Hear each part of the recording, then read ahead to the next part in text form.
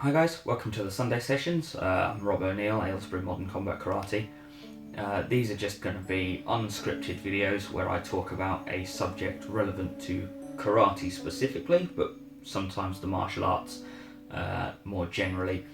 They're just going to be my thoughts on those subjects, what I think we can do better and where I think we're doing really well and we should build on that.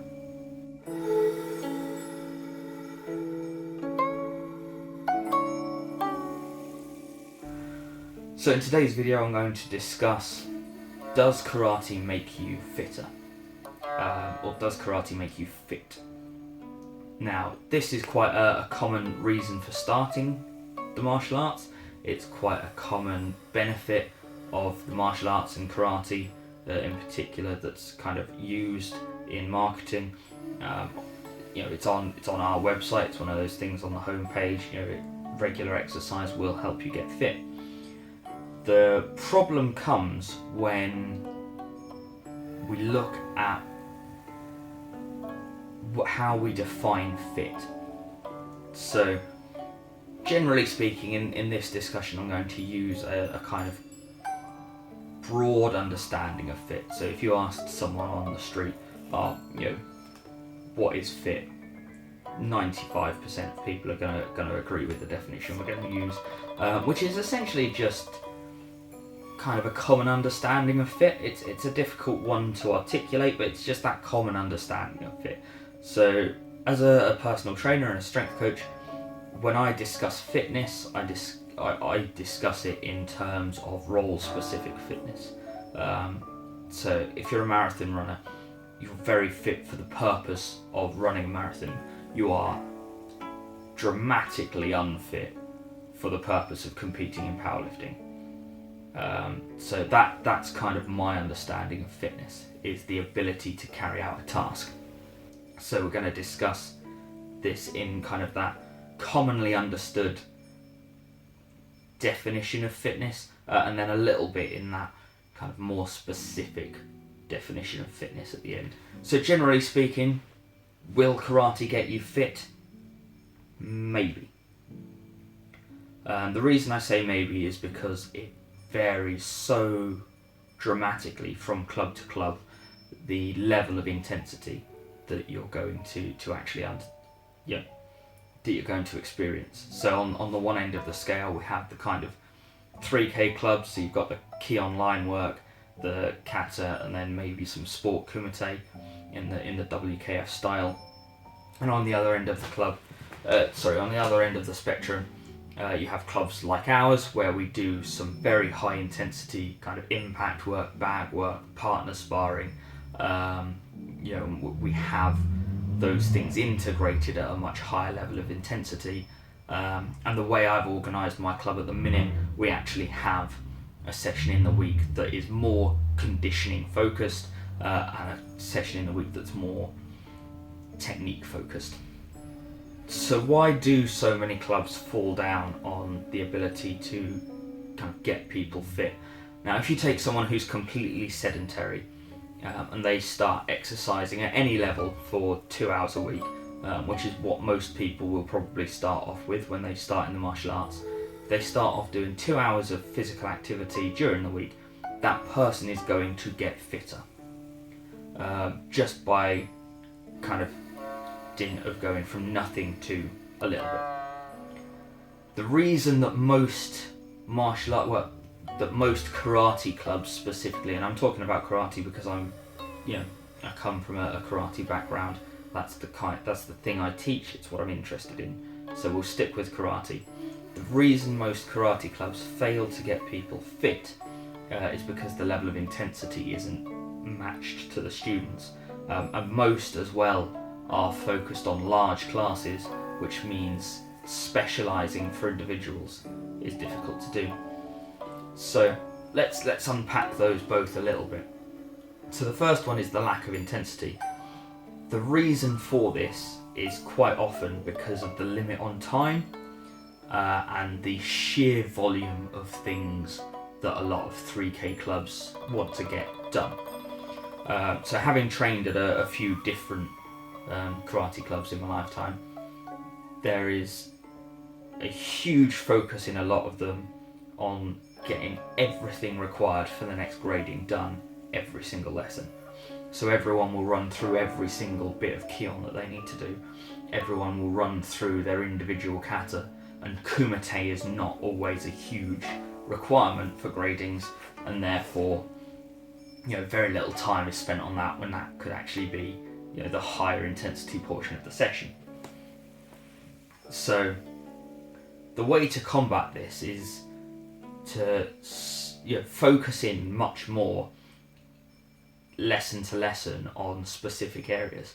So I ran a lesson yesterday, Saturday, every Saturday morning, come find us, and we focused primarily on our Kizamazuki and our Gyakuzuki, so our jab and our cross.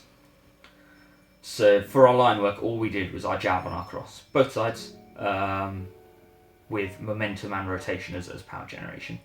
And then we moved on to the bags. We did some shorter rounds just using the jab and the cross to get people a little bit warmer.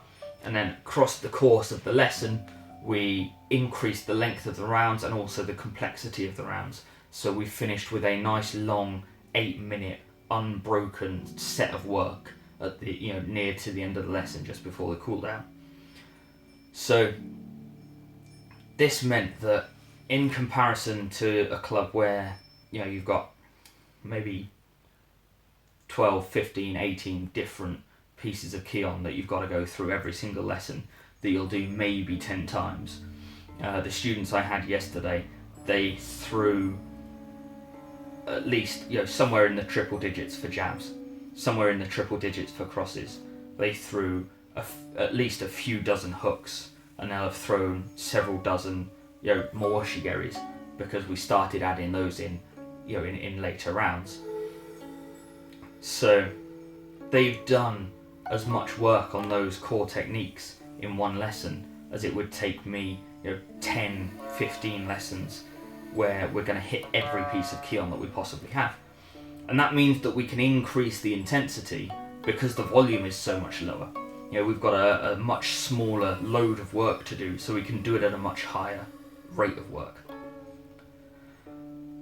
So a second reason why the intensity at a lot of clubs is often so low is because most martial arts instructors are not qualified fitness instructors or personal trainers or strength and conditioning coaches. So what this leads to is the understanding and the incorrect understanding that a black belt in a martial art gives you the ability to program for fitness, for strength and conditioning, and that's demonstrably not true. So what we need to do in that situation, if we don't have people who are qualified in that, and I am qualified in that in our club, it's what I did before I started the club. I've worked in that role for a number of years, including several years for the National Health Service as a fitness provider. If that person doesn't exist in your club, then you need to find someone outside your club who can come in and advise on that, who can come in and take you through programming, write programming for you, construct warm-ups that actually work, that aren't just a couple of laps around the dojo and bang out some press-ups. But unfortunately, the understanding in karate particularly is that I have a black belt. This, I've done this for 5 years. This gives me a level of understanding of physical fitness commensurate with a fitness instructor. And unfortunately, that's not just true. That's just not true. And our students suffer because of that. So the next issue is a lack of individual specialization. And this is again particularly the case in those larger 3K clubs where you've got 30, 60, perhaps even more students attending one session. And this ties into the previous lack of intensity. If you've got 60 students across maybe 7 belt levels, all having to do different line work basics, different Kihon, it's going to be really difficult for all of those people to work at a high intensity, or an intensity that matches their needs. So you're going to find yourself at kind of a mid-level where it's perhaps a little bit too fast for the people at the absolute lowest level of fitness, and you may end up losing those people because they can't keep up. And it's going to be way too easy for your absolute fittest people. You know, if you've got some 16, 17, 18, 19, 20-year-olds who come in who've done other sports, or, you know, in sport teams at school and really into fitness, they're going to find it really easy from a physical point of view. And you might end up losing those people as well. They might go on to sports with more of an individual focus and with a higher intensity. So that kind of middle of the road approach doesn't work for anyone apart from those people who are right in the middle. So what we need to do is we need to break down our large classes, and we need to focus the intensity on people as they need it. Now, again, this can be done by bringing specific people in if we have the ability to, or even just, you know, having someone come in to consult, so that we can pitch at the right level.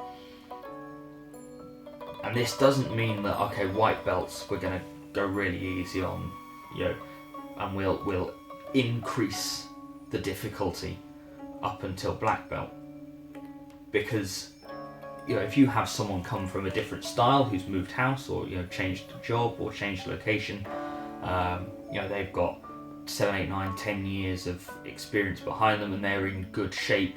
You know, their previous club was really hot on the physical development side, and they come in and they start at white belt because they're new to the system, they've not done it before. That person is going to get bored really quickly because they're going to be so much higher than everyone else at white belt. So what we need to do is we need to actually really understand our students, you know, understand where they are physically, and understand how we can get the most out of them and develop their fitness properly. One way we can do this, obviously, is through fitness testing, but that has two problems in that A, you have to take a lesson out to do fitness testing, and B, a lot of people are really uncomfortable with fitness testing. A lot of people have some really bad experiences with it when they're younger, and it's just not something they want to, you know, engage in during their recreational activities. So this again is where having someone experienced in physical development actually comes in real handy to have as a member of the training staff at the club. And that's because those people can do at least a qualitative analysis of students as they work, and identify who needs more fitness training, who needs to, you know, pull back and go a little bit easier because, you know, this is the first exercise they've done in 20 years, or, you know, they've had an injury that, you know, needs working around and they need to reduce intensity. And it's really about knowing your students and having someone there who can go, okay, that's fine, this is what the rest of the club is doing, this is what I want you to do to get the same technical training effect, but without pushing you further than your limit is, or without, you know, not working at an intensity that's actually going to get you an adaptation to increase your fitness. So that was our Sunday session on does karate get you fit, and, you know, as is often the case, the answer in this situation is it depends. It depends on the club, it depends on the style of training, and it depends on, you know, who's on the staff at the club. So the two main kind of recommendations I would make for clubs moving forward is get someone on your staff, or consult with someone at the very least who knows what they are doing when it comes to physical development. So look for sport focused, you know, trainers in your area, look for strength and conditioning coaches, even if it's just someone to come in for 2 hours and talk to your staff, talk to your instructors, talk to your coaches about what they need to be looking out for and what they need to be doing, it's better than nothing. So get someone who knows what they're on about when it comes to physical fitness to come in and to increase your knowledge there. The second recommendation is to know the members of your club really, really well. And this is really difficult with much larger clubs. So it's easier for me where I have a smaller club. I know everyone. I can tailor what each individual person is doing much more easily than if I had a club of 60 people. But it's about knowing those people and about trying your best to make the adaptations that they need so that they can actually get the most out of your club for their fitness goals. So thanks for joining me in today's Sunday session on Does Karate Get You Fit? I hope that there was a little bit of information in there that you can take away with you for your club, whether you're an instructor, whether you're a student, whether you undertake private training, or if you're someone looking to get into fitness for martial arts or combat sports. I hope there's some information in here that you can use to kind of go away and figure out what it is that you can offer. So we'll see you next Sunday with another one, and enjoy your week.